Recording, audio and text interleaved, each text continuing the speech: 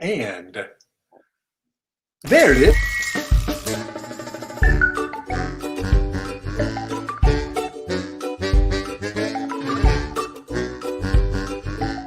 Welcome to Dog Hugs, your daily dog show. Sponsored by Yummy Combs. Love your dog longer.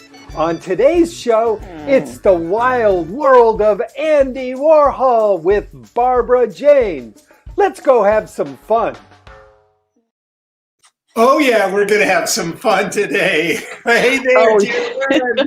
Oh, yes, we are. You know, it's really fun for me to hang out with an award-winning author and filmmaker and a darn good dog trainer like you, Larry. Well, thank you. It's so much fun to be able to hang out with you. Coming from you, Geraldine, because, you know, I think of you as the dog trainer of dog trainers. So to hear that back, that's really great. You know, I consider myself Joe Bag of Donuts. You know, like, if I can do this, anybody can do this. I love that. And, you know, it's really fun that as a dog trainer, I've been able to hang out with a lot of icons over the years. And one of the icons that I've always thought that is just crazy fun with crazy hair is Andy Warhol, of course. You hung out with him? No, I said of all the ones I wish I could have hung out with, that would have been fun. But he passed away when I was in high school. So and I had only been in New York, I think, once by that time. But it's really cool that I've gotten a chance to hang out with some really cool icons through my career. And actually one of those used to work for Andy Warhol. So And so you're talking about Barbara Jayne. Of course, we're talking about Barbara Jayne, who our guest is today. So I just feel like I'm surrounded by all these amazing people. Amazing people. She's got some wild stories. Oh my gosh. Editing her interview with you, that made me blush. Speaking of blushing.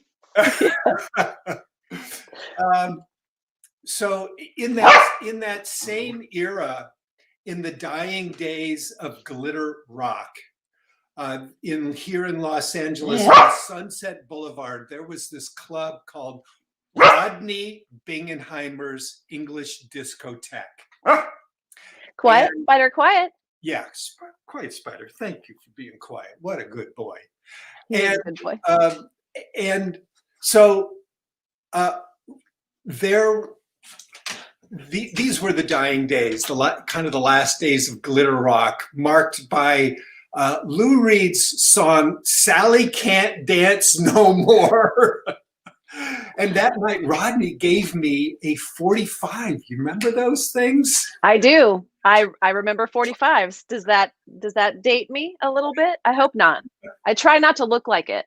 So you don't look like it. I mean, you only know those as hand-me-downs, Geraldine. But I remember 8 tracks as well. So there, and CB radios. Yeah. But no, this 45. Do you still have the 45? No. Yes. I might still have a couple of them. Yeah. I bet you do. So tell me more, because this is wonderful. So there was a live band that night, and on this tiny dance floor, I mean, the whole dance floor was like the size of the studio, and they had crammed in a live band, right, that night. And then all the people were there, and they said, no dancing, you have to sit and watch the band. And then there was this guy with like stringy hair who smelled like he hadn't bathed in a week, like climbing over all of us. And it turns out it was this pop icon named Iggy Pop. Oh my gosh, that's so crazy. Crazy. And did he smell like a wet dog? I bet he did. You know, and today's fun fact. Today's fun fact is, this is from Ranker.com. Vote on everything. The 3 most popular pop songs with the word dog in their title. Number 2 is by Iggy Pop, I Want to Be Your Dog. Number 1 by Led Zeppelin, Black Dog. And number 3 by David Bowie, Diamond Dogs. So that was Fun fact. Great fun facts. I kind of smell like a wet dog right now. Okay, we have a giveaway. We have yummy combs, right? We do. And actually, I even have some yummy combs right here. I always have them here. And I had to hide them from my dogs yesterday. Likewise, they would I got them come up on a upstairs. high platform over there. But didn't something recently happen to you with Spider and some yummy combs? Yummy Combs sent me a whole bunch of them. Spider, quiet. See, he can smell the ingredients already. He knows how good they are for him. So he is very vocal when he doesn't get his yummy comb right away. I know, he's going crazy. So look at this. What's great about this honeycomb shape is these ridges. They were for dental flossing. They all, oh, there you go. That's the economy sized one. I love this. Isn't it great? It actually helps me show how it's like if I wish I had a two-sided toothbrush. How come they never came out with a I guess, whatever. But anyway, this is like a two-sided toothbrush, isn't it? It is. That is pretty brilliant. Yeah. And we had Dr. Joe Rately, the inventor of the yummy comb, who's a real legend in the dog world, on our show earlier this week. And it was just such a treat to have him here on the show. So folks, brilliant. If you yummy combs, we're going to have a drawing later in the show. Put in a comment. And if you're from the USA, you have a chance to win some yummy combs. All right. Should we get into the interview with Barbara Jayne in just a moment here? I think we should. And actually, she's another one of those guests of ours that it's really hard to it's hard to find the right words to describe her. Let's tease that a little bit, and let's take our commercial break right now. Oh, absolutely. We'll be back in a moment. So sit and stay. It's cold outside, but it's warm in my heart. And in the gray fall sky is his work of art, laden and low, quiet and still. November is welcome, my eyes drink their fill of brown-gray grass and red-orange leaves, of pavement winding through the strong, stately trees. Down the hill, past the barn, past the gate, up the lane. The house with bright candles in each window pane. Now I step inside. Oh, it's warm. Oh, that smell. Hot turkey roasting, potatoes done well. Sweet spicy cider, warm winter wine, cranberry sauce. The flavor's divine. The smiles and hugs are so warm and sweet. And this cold gray November, a Thanksgiving treat. I do love it all. And I am so thankful, yes, for this lovely season. I am truly blessed.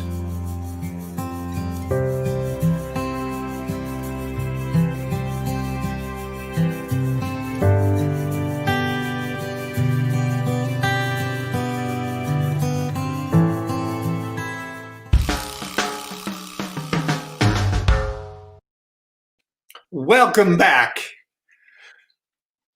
Pretty cool commercial. Yeah, let's introduce Barbara Jayne here. Absolutely. Barbara Jayne is, in my eyes, an award-winning human being. She's involved in quite a few things, including her own pet fashion magazine called Lick Magazine. But yes. Barbara's actually she's an amazing, I'll call her a journalist / businesswoman who really has it going on. And she absolutely fell in love with dogs and has been an amazing supporter of rescue and pet fashion and just really pet fun. So here is, I was lucky enough to meet her many years ago, and here Larry's going to play the interview I had with her just this week. As soon as I find it, we're going to have to vamp for a moment longer here, I can't part even in your interview. Part of her amazing career has been she worked for Andy Warhol with Interview magazine for, I really don't want to say how many years, but it was many. And the stories that she shares, absolutely, the stories that she has shared with me over the years were priceless. But more than anything, it's her love for pets, love for dogs that shines and shows through and shows her unique personality, but also her talents are displayed so well and pushed so much farther because of her love of dogs. Now, we will find her interview soon. Larry will find it shortly. Found it. All right. And y'all will enjoy Barbara Jane, sweet Barbara Jane. That was very well done. Thank you, Larry. I try to keep up with you. Okay, here we go. Whoops, come on back. There we go. Tell me about the two dogs that you have now. It's Katja and Nikki. And this is what I think is really spiritually eerie.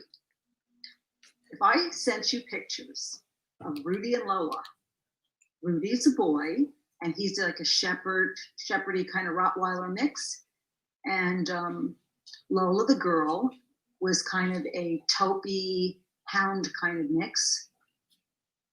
And the other day, I'm calling for my dogs, Katja and Mickey, and I'm going, Rudy, Lola, dinner. And I went, oh. And then I realized, oh my God, they are Rudy and Lola, except the boy is the girl and the girl is the boy. Katja looks just like Rudy, and Mickey looks like Lola. It's so eerie. You got a chance to work with, well, you did work for Andy Warhol for years. A decade. Tell me, so I was trying to not age you. Tell me, what was your favorite thing about him, and tell me what was your maybe not so favorite thing about him. Wow, you know, I never really I should thought say about working with him. what? I'm Or sorry? working with him. I meant working with him. No, I mean, I don't know if I was working with him per se. I mean, okay, when you walked in, there was the stuffed dog. There was a giant pink elephant made out of I don't know what in a cage. There was a karate guy to protect everybody from I don't know what, because, you know, well, actually, Andy had been shot years before. I don't know if you know. Our studio was this big circular loft. And giant windows with giant paintings that went all the way up to the ceiling. I don't know, it must have been 20-something foot ceilings. And everybody had desks. It was all out in the open, like, you know, for the most part, big wood desks and stuff. And there were a couple of people at offices. You know, Andy had his own private area. But anyway, behind that, there was a circular area where all of the art was archived and kept, and his group of guys, you know, helped him with the paintings and stuff and artwork. And that's where the bathrooms were down there too. So I had to go past there. I came out, went down, and I'm seeing them photographing this woman. And I kind of like, you know, a little nosy, I kind of took a look. Oh, she looks like she's some kind of, you know, I don't know, what do you call them, matron or whatever, like some sophisticated, probably Upper East Side society lady or something. I take another look, and her head starts following where I'm going. And she's looking at me, and I'm looking at her, and I went, oh, that's no woman. That's Andy in a black dress. Oh my gosh. Well, I really missed all the people that were there. They were all really interesting. Bridget Berlin was the heir to the Papermate pen fortune, which at the time, Papermate was it was an average pen. It wasn't Mont Blanc, but everybody was using Papermate. I mean, it was Papermate was a pen. I don't even know if they're around anymore.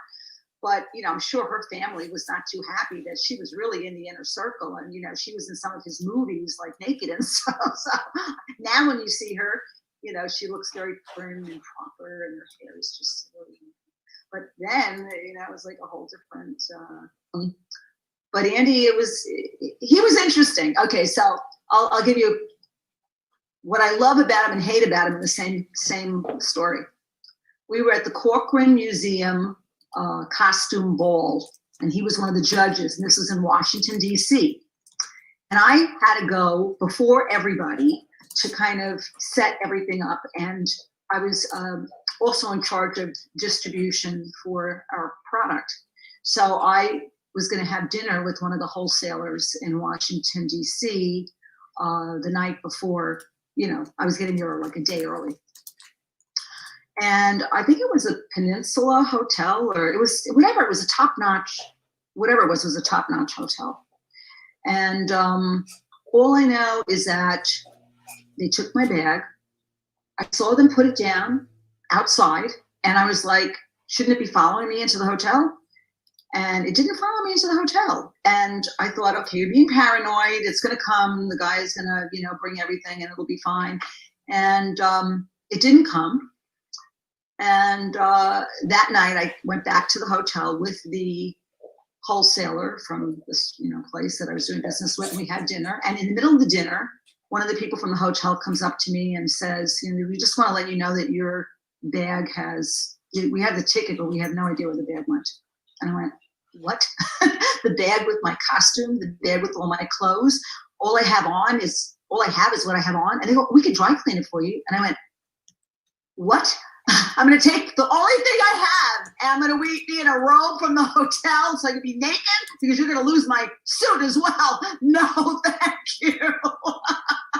I couldn't believe it. And then the wholesaler had the audacity to say to me, in your end of your letter, you put, I look forward to a pleasurable and profitable relationship. And he says to me, well, after all of this happened at dinner, he goes, when does the pleasurable part start? And I went, the pleasurable part doesn't start. There is no pleasurable part. I say that to everyone.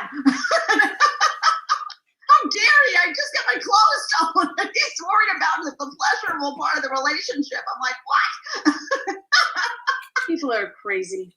And Andy, the next day, I'm shopping frantically in a city I don't know to try to find something. And I had a black boa. I actually got a black. Nice. I think I wear this a lot now, but come to think of it, I got one that night for the party. And I had a couple of outfits, and Andy said, okay, model them. Let me see what they look like. So I'm in there like, doing my thing. And then Andy goes, let me take some pictures. He's taking pictures. Oh, there's no film in the camera. Oh, that's hilarious. Oh my gosh. Not funny, right? He had me in front of all these people. Oh, pose like this. Put your arm to it. And he goes, we don't have any film in this camera. Wow. Oh, and another thing he did. He caught me. He saved everything. When he died, they found from Bloomingdale's, his favorite store. And I used to work at Bloomingdale's as a kid. I was a makeup artist for Mary Quant, the inventor of the miniskirt. Okay? Wow. Yeah, red lipstick and black hair. Of course, Bebo wanted me, but they wanted short hair and black lipstick. And I said, okay, you're asking a little bit too much now. I can stick with Mary Quant. But anyway, so it was his favorite store. And it was my favorite store too. Although later I think Henry Bendel became his favorite store. But anyway, they found shopping bags with Mickey Mouse watches and all kinds of stuff he bought that he never took out of the bag. He'd buy it, stick it in the closet, and that was it. You never saw it again. But we had a lot of excess magazines that we would throw out because the magazines were made of newsprint. Even though they were color, New York is cold and wet and damp and whatever, and they start disintegrating and they start turning yellow. And so we would put them in these big black garbage bags because our Andy Warhol studio was above the Underground, which was a nightclub. So a lot of times I'd come into the office in the morning and there'd be bottles all over the street outside, and you smell of like pee and, booze and whatever because people have been partying. Wow. Yeah. So in fact, the first day I went to work, 9 o'clock, I was on time for a change. I'm there, I'm waiting, 10 o'clock. Waiting, where the hell is everybody? 10:30. I think at 11 o'clock somebody strolled in. I'm like, I'm supposed to start working here. Where is everybody? There was a party last night. Oh, okay. So the next day, show up again, 9 o'clock, 9:30, 9:45, 10 o'clock, 10:15. I was like, somebody starts coming in to get, party. Okay. I'm working here now. I want to be invited to those parties, and I'm never coming in at 9 o'clock again. And that was the end of that. After that, it was 12 o'clock. I'm here. And I've been late ever since. But with Andy, We used to put the big black garbage bags were the bags from the nightclub that they put all the booze in and stuff to throw out into the trash. Right. Throw all the magazines in there that were crappy to throw out. So he caught me one day and he goes, "What are you doing? What are you doing? Are you throwing my magazine out?" Oh, me? Oh no. Because they're they can get kind of yellow. So what we thought we'd do is we'd take the garbage bags and we'd wrap the magazines in the garbage bags and then put tape around them to keep them really airtight. And then we're gonna put them in the storage closet so that we have them for eternity. He believed me. I couldn't believe I saved the day. And then I rashed my ass out to the garbage can. That's a story. You had to think on your toes. He didn't want to ever get rid of anything. Nothing. He was the biggest pack rat. And I just remember that I found out on a Sunday, because I remember exactly where I was. I was in my bedroom, and David, my ex-husband, was in the bedroom. And I remember I was leaning up against the wall talking to Brett, who also worked with Andy on the West Coast. And he had told me that he had called the Associated Press, that he had found out that Andy had passed. And I just leaned up against the wall and my whole body just shriveled down to the floor, because I knew that my life would never, ever be the same again, because I was part of that wonderful, fabulous, artistic, crazy, but good-hearted, dysfunctional family. And I knew it'd just never be the same. And it never was. And I think I looked for that in future work ventures, and it got me into a lot of trouble, because I did find families that just were the wrong family. But You have led such a life. I just love your stories. Every time we chat, it's always a jaw-dropping nugget here or there that I'm like, what? Wow. So I really appreciate you sharing all of that, because that's neat. That's neat stuff, but you lived it. So I just think it's Studio 54 great. Every Saturday night. I worked all day in Bloomingdale's, doing sales and doing makeup. And so did my girlfriends. We all worked in the same department. And we'd go home at 6 o'clock, have dinner, go to sleep. Around midnight, we'd wake up, take a shower, put our makeup on, and put our favorite dresses on, whatever. And we rendezvous in New York, and go to Studio 54, and we go, and the sea would part of people, and we'd walk in, So it was cool. That's really cool. That's so cool. We had breakfast at like 6 a.m. I love that. I actually worked at Studio 54 briefly. So tell me a little bit about the people that worked there that had dogs, but I'd like to know a little bit about what it was like to work there as well. I don't know if they had dogs or not, because it was another time of my life. I didn't have a pet.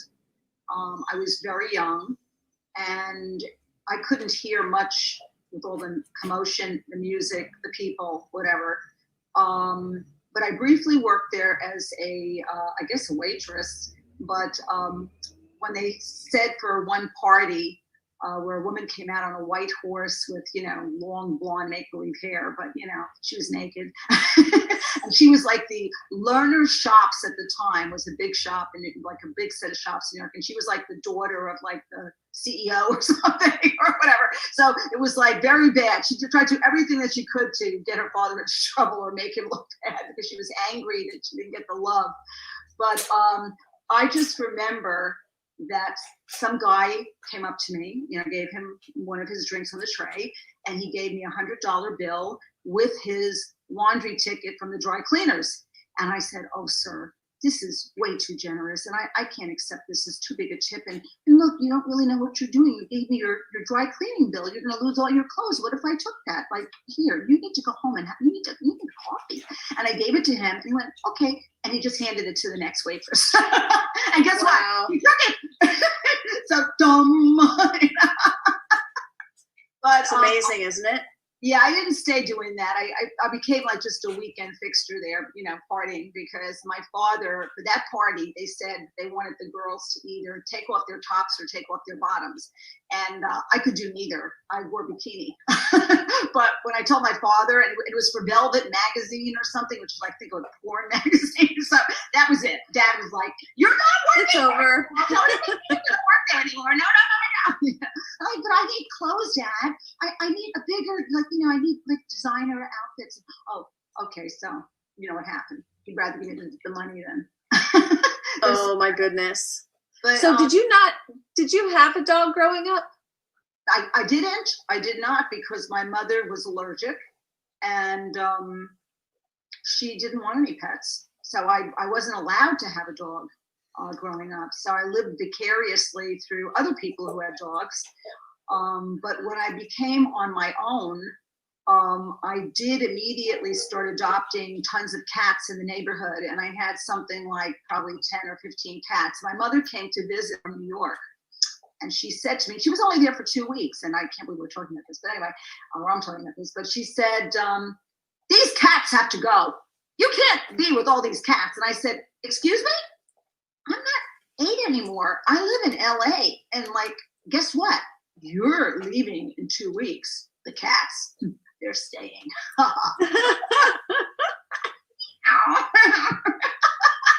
I love that. I think my mom, when my dad got large dogs, my mom got small dogs, because they both had to have their thing. So I get it.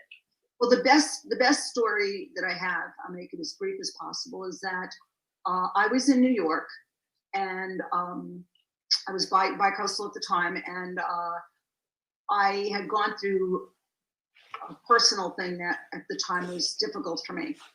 And I guess I needed to be rescued, so instead I decided to rescue someone else. And there was a junkyard, and I noticed these dogs in the junkyard. So I headed over to Bloomingdale's on 59th Street, because I always had to go there and buy some outfit or something, makeup, anything. And I looked in the yellow pages, which I know is non-existent almost today, but I called the Humane Society, and they just happened to be a block away from Bloomingdale's. I would assume they're still there, which I thought was God made this happen, that my mecca of fashion was a block away from the animals, you know. And I called and I was lucky enough to speak to the director there, and I said to him, "You don't know me, but I'm from LA and I'm in New York, and I'm seeing a junkyard full of dogs, and I would like to rescue them." And he said, "Oh, so let me see. You don't live here. You do not have a car. You don't realize that New York apartments are very, very small. And you're telling me you have big dogs that need to be rescued. And who do you think is going to rescue those when I have cages all over the place filled with animals that nobody is adopting?" And I said, "Well, I'm expecting you to help." And I told him I was a block away, and he said, "All right, come on over." And I did. So he gave me the number of a guy, and he said, "Do not tell him you want to do anything for people, because he won't do anything for people. He has 2 homes in Queens, and they're filled with animals." Well, I'm very disappointed that Canine Companions for Independence was not able to have their live show this year, because it would have been most likely in October, or usually around the Halloween season, which has passed now. And they always have all these wonderful stars that participate and support the dogs. And the last show that I was with, part of last year, their attendance seemed to have doubled. And it was just really wonderful. And what Canine Companions for Independence does is they raise money to train dogs specifically for the needs of people who are severely disabled. So you will have people, and it's a very difficult event for me to attend, because it's so inspiring, but it makes me shake inside. You know, and the dogs are amazing. I had one little dog come, he's about 1 year old, he's in training, he came over to me, and he didn't want to leave. And the woman kept calling him, they didn't want to leave, and I didn't want him to leave. I kept petting him, I'm like, "I want this dog." And she goes, "You can't afford it." You can't afford that dog. You know, like, you shouldn't be having it. So So would you like that to be your shelter shout out? Is that Oh, it's that Canine Companions for Independence. It's Love that. CCI.org. Perfect. And I believe that they'll do a lot more stuff. They have stuff online. I was looking last night, but there's nothing like the live events because it really brings everything to life. There's just no comparison. One other person is I actually got my dog, one of my dogs from Terry Austin, who is the president of the Amanda Foundation in Beverly Hills. We love the Amanda Foundation. Yeah, I got Katja there. Yes. And Katja came with her name because one of Terry's people told me that they would go to the shelter and pick up a couple of dogs and that they had their picks and they were ready to leave. And this dog put the paw out and hit Catherine in the knee. So Catherine said, you know what, let's take this dog too. And she named it Katja after herself. Like Katja. I said, Great story. Thank you, you too, Geraldine. I love you very much. And, you know, you're just so true to what you do. And you were always helpful to me. And your heart is always in the right place. I know how much you love animals. And you always have good works. And that's very appreciated, not just by me, but by everyone in the dog world. So, Thank you. You're such a gem. Barbara, thank you. Well, that was a treat. A rare look into some crazy days. You know, Barbara publishes Lick magazine, and here's a cover, a pretty rare photo of Freddie Mercury, the late leader of the band Queen, with his cat. And if you grew up in the 1960s, this here on the cover from the original Batman and Robin TV comedy series. This fellow here was Burt Ward, who played Robin. So in Lick magazine, you can go see them on Barbara's site. Maria Conchita on the cover and Lisa Vanderpump. Really just a wild magazine. And one of my dogs was named after Maria Conchita Alonso. Really? Yes. So I love her covers. They're amazing. Yes. Mm-hmm. Her, you know the name that you give your dog when you're angry with them? So my dog was CC Maria Conchita Alonso Moreno. So when I was not happy with her, I would use her full name. So Barbara is so close to my heart. She is so fantastic. I just love her style. I think that this really does show a lot about her true heart. She is a hard worker. She's an amazing human. So I really appreciated my time spent with her today. I'm very grateful for being able to share it with all of you. Well, absolutely. We don't have any entrance in today's contest. So we're going to roll over today's Yummy Comb to tomorrow's show. But we do get to do a shelter shout out. And who you got today, Geraldine?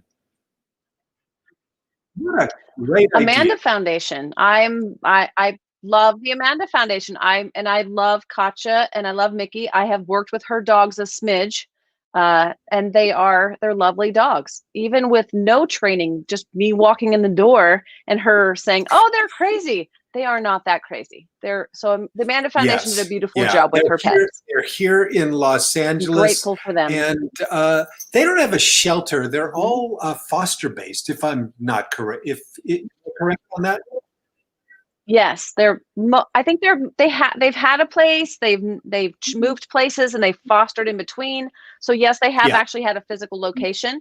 And they do a tremendous amount of fostering, and I think that's the secret sauce, because what pet wants to live in a shelter ever? You want to live in a home. That's a better transition. It's like a foster child living in a brick building with a shell of a room. You want that home loved feeling. So I think that I think genuinely that's the better way to go, but it's not always possible.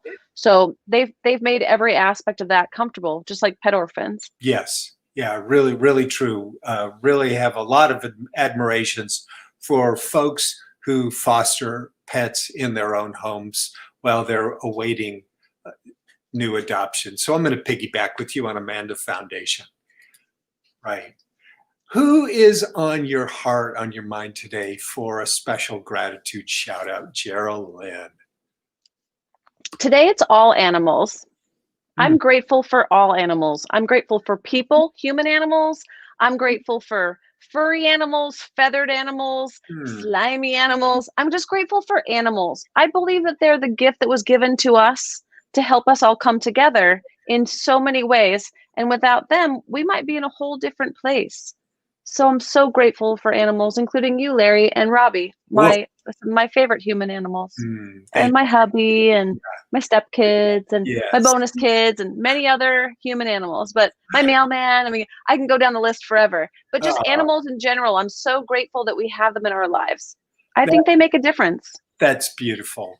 Geraldine, I'm going to give a special shout out today for Robbie and her husband, Tim, both of whom had COVID tests.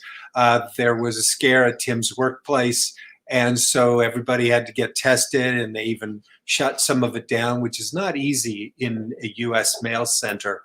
And so fortunately, Robbie and Tim both got good news. They both tested negative for COVID. So blessings to them and their family, and also blessings to anybody who's watching here who is dealing with COVID right now, whether directly or indirectly. We try to bring you a little bit of joy and comfort in your life each day. So definitely, because dogs always make your journey better. That is really what we're all about. We're about helping you find the gratitude, or you find that little tiny nugget that makes every day a better day, especially through pets. And Spider, and also Yummy Combs. I'm going to encourage everybody to give your dog a really great treat, because stress can eat up a lot of vitamins and health things that you put inside can be eaten up by stress. You need a little bit more, and so do your pets. So I think that's why we are such a big fan of Yummy Combs. Thank you so much for joining us today. And we'll see you again tomorrow here on Dog Hugs.